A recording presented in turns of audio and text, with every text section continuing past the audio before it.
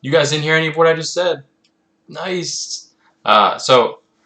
Anyways, I'm your host, Tim Gordon, aka TDG Calamity.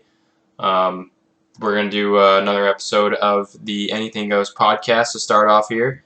Doing it a little bit differently. Usually, I just upload straight to YouTube and then call it good. But I think we're gonna do it right here, right now, and then I'll upload it to YouTube later. Um, and then we're gonna play some Fortnite, and then we're gonna go from Fortnite to Call of Duty, and then if there's still time, we might go from there to Jedi Fallen Order. I've been playing that lately, haven't beaten it yet. So yeah, we're gonna get right into it. We're gonna start with movies. So movies. Avatar 3 has finished filming. I know they haven't released Avatar 2 yet or anything, but they have finished Avatar 3. They've gone on to start, or they hope to start shooting Avatar 4 and 5 right after. So they're just pumping out movies right now.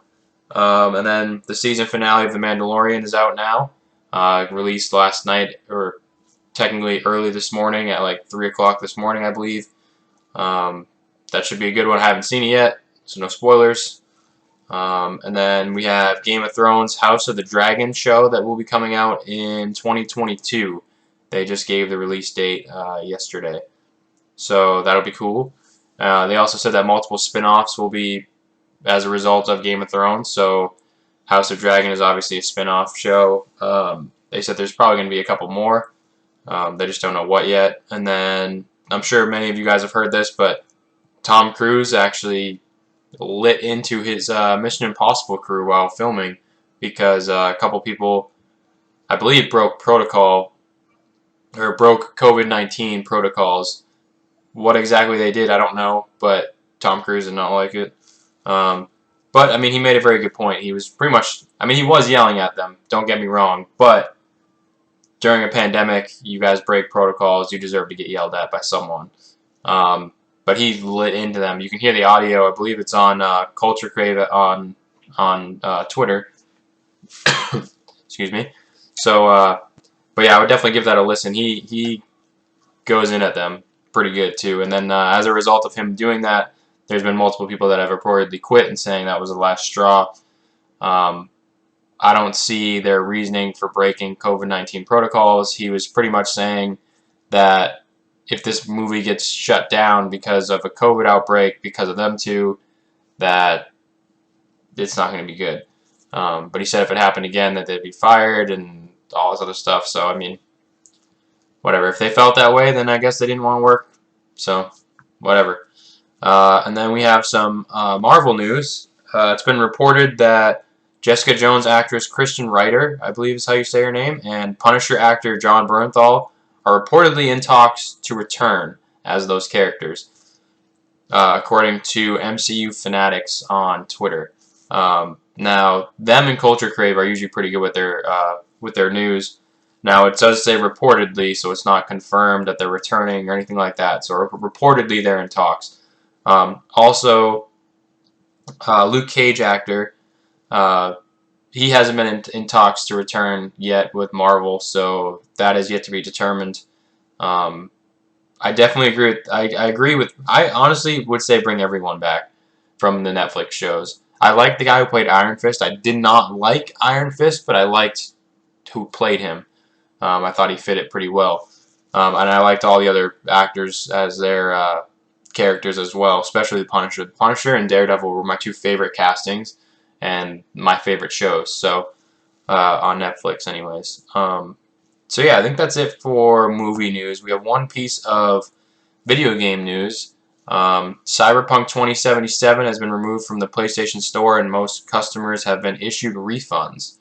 I think Sony did this mainly because I've heard I don't play it, so I mean I don't really know, but I know that a lot of people are complaining about crashes and just a lot of bugs in the game.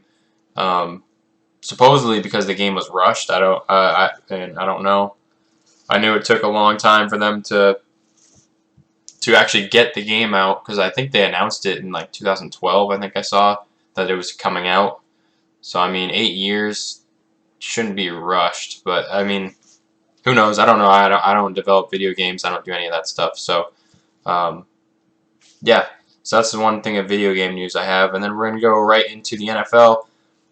I'm going to do what I did last time in my last YouTube video. I'm just going to go over the scores and say any storylines that I need to go over. And yeah, so it should go pretty quick because I don't really think there's a whole lot of stories here. But Chargers beat the Falcons 20-17. Bears destroyed the Texans 36-7 with Mitchell Trubisky as that quarterback. He had himself quite the game. Cowboys beat the Bengals 30-7. Chiefs beat the Dolphins 33-27, which that game, Patrick Mahomes played his worst game probably of his career, and they still won by 6 points. Like he threw, I think it was 3 interceptions during the game, and granted one of them was a ridiculous catch, but still it was a badly thrown ball. But that just goes to show how good the Chiefs are. I mean, the Chiefs were up by like, I don't even know, 10 I think at halftime. And then they just ran away with it, kind of. And then the Dolphins actually made a little bit of a comeback. But 33-27 is the final. Chiefs won. Cardinals beat the Giants 26-7. Looks like they get back on the right track. Buccaneers beat the Vikings 26-14. Broncos beat the Panthers 32-27. Titans beat the Jaguars 31-10. Colts beat the Raiders 44-27. Raiders are slowly dropping in the playoff race. Jets 3, Seahawks 40. So, I mean, that doesn't really surprise anyone. Packers 31, Lions 24. Saints lost to the Eagles in Jalen Hurts' first game, 21-24. Jalen Hurts is he's looking like he's going to be pretty good. So Carson Wentz might be in for some trouble there. Although you're paying Carson Wentz all the money, you might as well start him next year. But I think they said that Jalen Hurts is going to be the starter for the rest of the year. So we'll see how that goes for the Eagles, as maybe they make a playoff push in their really bad division. And then we got the Washington football team 23, 49ers 15, Steelers 15, Bills 26. So Steelers are slowly in a decline right now for whatever reason, ever since losing to the Washington football team. Ravens 47, Browns 42. That was the Monday Night Football game, and that was probably one of the best games I've watched, honestly. It kind of reminded me a bit of the, what was it, 2 years ago, I think, where it was the Rams and Chiefs on a Monday night, I think. It was either Monday or Thursday night, and the scoring in that game was ridiculous. But it kind of reminded me of that game. This game was really good. Browns scored a late touchdown to go ahead, and they thought they had the game, but then they left too much time on the clock, and Lamar brought the Ravens down the field and they ended up scoring and winning. It was a crazy game. I definitely suggest going back and watching it. Baker Mayfield, though, I think he kind of silenced some of his haters out there.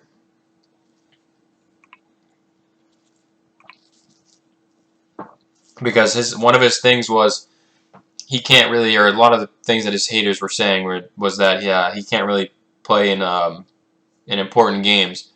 Well, this was a pretty important game. Yes, they did lose, but he proved he can play.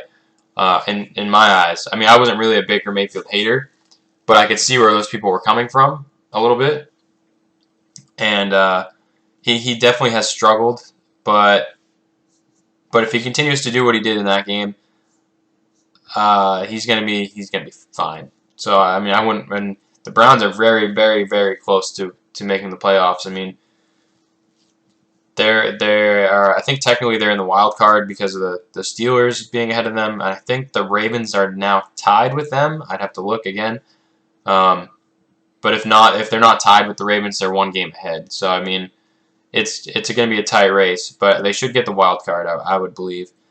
And then we go to Week 15, which started last night with the Chargers and Raiders. Chargers actually won in overtime, 30-24 on a Justin Herbert touchdown. And like I said, the Raiders are slowly creeping out of the playoff push, which is not what you want. They are in the same division as the Chiefs, so they're going to have to string some wins together in order to make the wild card at least. So, I mean, they played a pretty good game, but they just their defense, I don't know. Their defense the last 2 games has let up a lot of points. I mean, they let up 30 to the Chargers there, and then who'd they play? Oh, they let up 44 to the Colts. Like, that can't happen. So that's it for football. And then I think we have 3 things in the NBA, and then I think we're good for the podcast so far. So one big thing is Giannis Antetokounmpo has signed a 5-year, $228 million contract to stay with the Bucks. That's kind of important news. He does strike me as someone that is very loyal to whoever drafts him. So, and he's proved that. I mean, I don't think he's going to win a championship in Milwaukee if he decides to stay there for that entire contract, or even for his next contract if he signs one there too. They're going to have to get some major pieces there, which they have a good team every year, but I just don't think they have enough to get to the championship or to win the championship.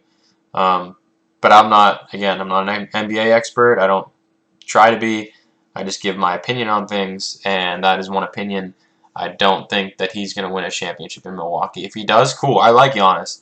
I'm not bashing him. There's nothing to do with him. He's an absolute beast in the NBA, but I just don't see the way that team is built. If they keep continuing to do what they're doing, I don't see it happening. I mean, he is in the East, so he does have a good chance of at least reaching the championship, but I think the teams out West are too good for them, to be completely honest. And then we have James Harden, who is still searching for a trade. The Rockets have talked to the Nets, but I think they were looking for either Kyrie or KD to come out of the Nets trade, but that is highly unlikely. They also expanded their trading.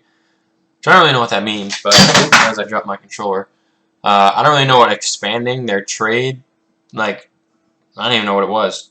But somehow they expanded their trade talks. I don't really know what that means, but I don't know if that means they're willing to take a little bit of a cut in the deal. I don't really know. But he's still looking for a trade. He actually did show up. He finally showed up to preseason. He showed up a little bit late, a little bit later than most players, but he is there nonetheless. The coach has said he hasn't really talked to him about his trade talks, and new acquisition John Wall said he hasn't talked to him about that either because it's a personal issue, so why bring it up? Which, I mean, I agree it's a personal issue, but at the same time, it deals with the team that you're on, so I could see bringing it up a little bit, but whatever, that's their thing. We'll see if he gets dealt anytime soon.